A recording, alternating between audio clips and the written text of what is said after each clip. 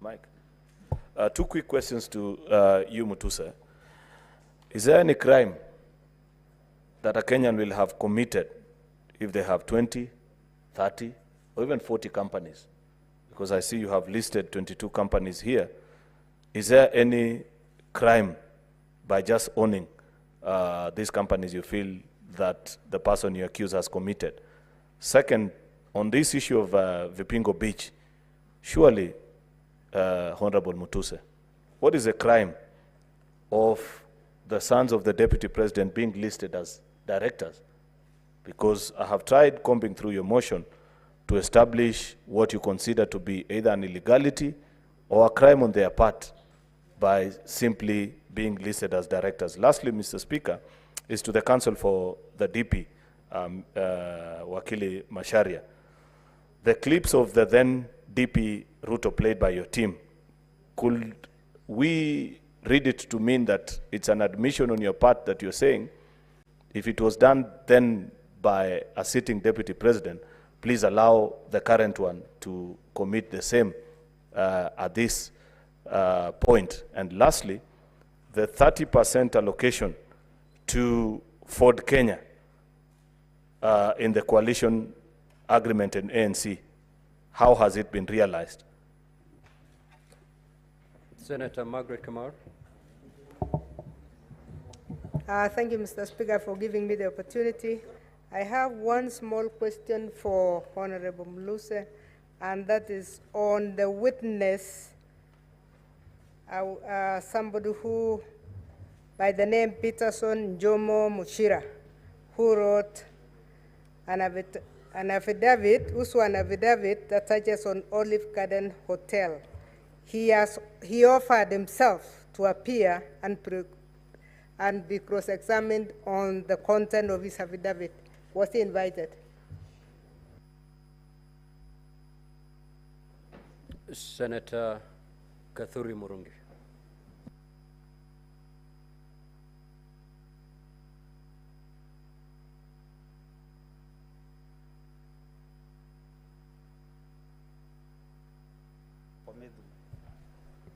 Thank you, Honorable Speaker. Mine are just very strict clarifications. Number one goes to Honorable Mutuse. Honorable Mutuse, in ground 7, you have seen that His Excellency, the Deputy President, has inexplicably amassed a humongous, these are very strong ones, property portfolio estimated at 5.2 billion. So my question is, this is within 2 years. I know for a fact that before an election, any eligible candidate clears himself for last with the IBC before contesting. Therefore, for comparative analysis, do you have His Excellency the Deputy President's property or worth during the 2022, before the 2022 elections, so that now we can be able, as a jury, can be able to compare and see whether for 2 years, for sure, he has been able to amass this wealth. Number two, there is this property in Meru. Many Meru guys have called me last night asking me whether there is evidence to show that this land is in Meru. The last one is to the councils of the Deputy President. There was a clip which was played here yesterday when the Deputy President made a press conference in Mombasa. Immediately after the President did this in Nairobi, 2 different cities. Therefore, I did not get clarity from the councils about this, the question or the clip. So I was really requesting either one of them could be able to expound on that controversy between the 2 pressers in 2 different cities by the principal and the deputy principal of the Republic of Kenya. Thank you. Senator Okoit Omtata.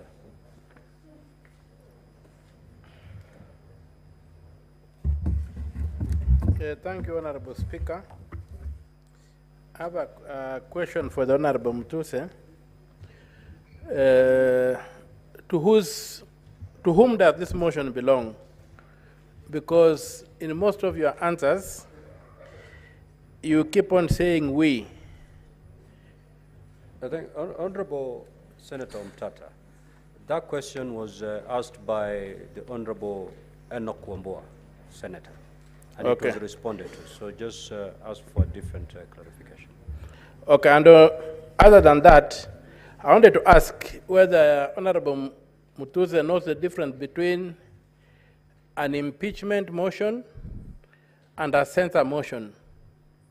And if he does, where does he place his motion? Is it a censure motion or is it an impeachment motion? And what are the thresholds for each of those two motions, if he understands the difference? Thank you. Senator Chute.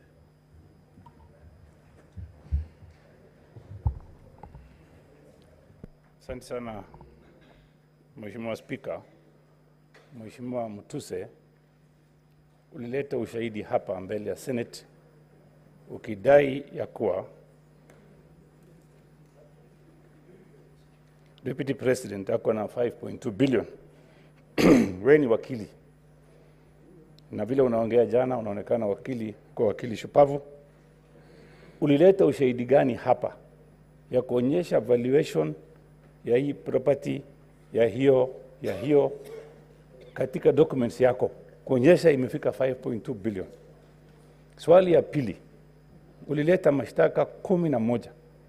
Vile unasimama huko leo unaona aibu kidogo kwamba ulilete porojo mingi na mambo mingi kama ukiwa wakili hujafikiria vizuri. Sababu watu wa Marsabit wananiuliza hiyo mtu kweli ni wakili ama ni mtu amekombolewa kutoka huko. Hebu jibu hiyo swali tafadhali. Senator Beth Siango. Now, honorable senators, we are going to conduct ourselves in decorum. We are not in any way going to demean the witnesses. Ask your question, but stick to the rules of this House. Senator Beth Siango. Thank you, Mr. Speaker, for giving me this chance. I have two questions. One for Honorable Mutuse. In your presentation, I heard that you touched on the inheritance and property of the late Nderitu Gachagua. Have you reached out to the widow and the children of the late Gachagua to also give you facts? The next question is to the Council for the DP. Yesterday you played a clip of the president speaking in Muranga. What was the purpose of playing that clip? And how does it relate to the saying popularly now used by Kenyans, kufa dereva, kufa makanga? Thank you. Senator Chimera. Thank you, Mr. Speaker. My question goes to the Council for the DP. I would wish to seek clarity on the documents that they tabled yesterday, being the coalition agreement, which basically informed the basis as to which the DP has been talking about shares.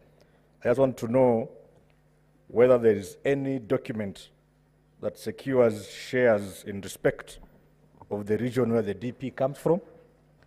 And secondly, Mr. Speaker, if the Council is aware that his client, at the time those documents were being prepared, he was a candidate for office, and now he successfully became DP, and that he needs to promote national unity, and if it is still in order for him to continue championing for the interest of one region as against the entire nation. Thank you, Mr. Speaker.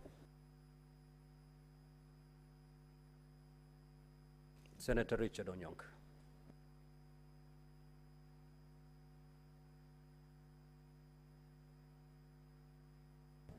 Thank you, Mr. Speaker.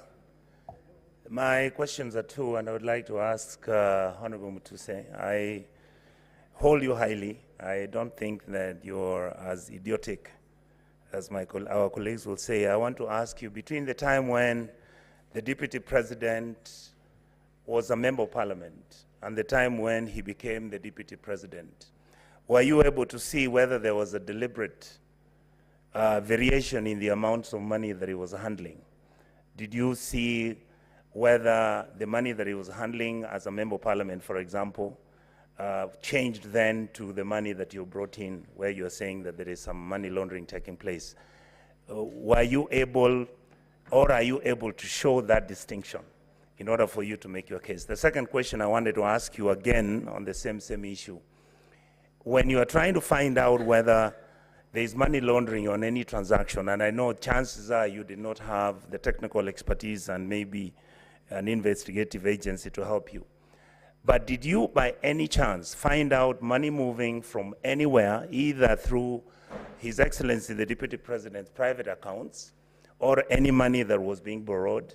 Because I know that one property you've mentioned that it was a loan, but all these other properties that you allege that the Deputy President had purchased, did you link that from money coming from some place or money coming from some illicit, like you say? Because I don't see that evidence on the table.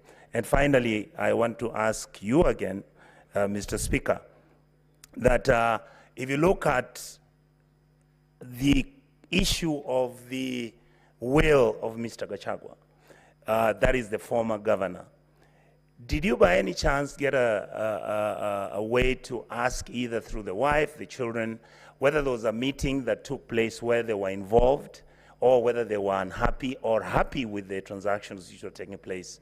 Because there isn't any evidence whatsoever of, for example, the wife complaining or the children complaining. Did you get anything like that which is substantive? Thank you, Mr. Speaker.